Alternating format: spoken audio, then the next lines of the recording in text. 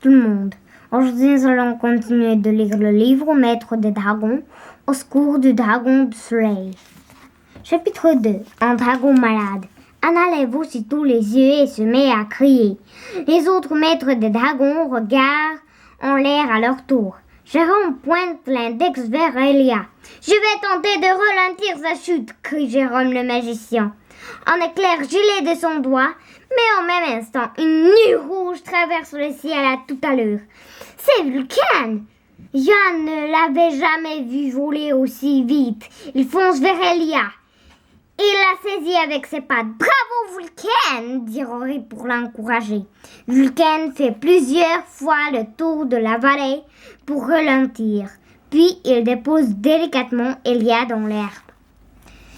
Il se précipite tout vers Elia. Elle a des yeux fermés. Sa respiration est bruyante et difficile. « Oh, Elia, est-ce que ça va ?» dit Anna d'une voix tremblante en lui caressant la tête. Jérôme se penche vers Elia et l'examine d'un air soucieux. « J'ai bien l'impression que quelque chose ne va pas, » dit-il. « Elle n'est pas comme d'habitude depuis que le tunnel s'est effondré la semaine dernière, » expliqua Anna au magicien. En riant l'épuise, parfois, j'ai aussi remarqué que ses yeux étaient parfois vitreux. Oh, j'aurais dû vous en parler. Ce n'est pas ta faute, Anna, dit Jérôme en lui tapotant l'épaule.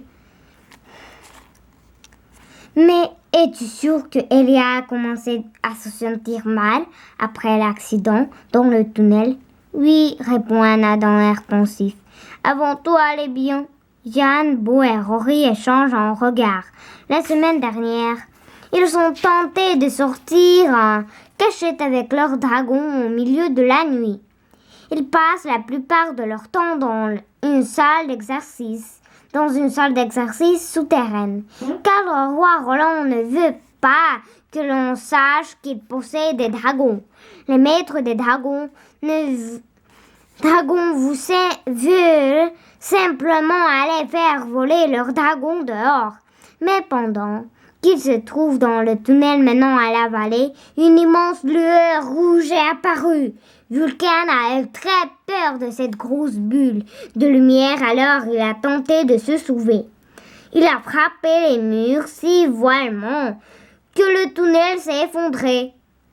Et ils se sont retrouvés prisonniers sous les décombres. Lombric a alors utilisé le pouvoir de sa pensée pour les sortir de là. Il a réussi à briser les grosses pierres qui lui bloquent le chemin par la simple force de sa pensée. Il est tous à sauver. Et maintenant, on dirait que Elia est malade. Quel est le rapport avec ce qui s'est passé dans le tunnel? Jérôme demande Bo.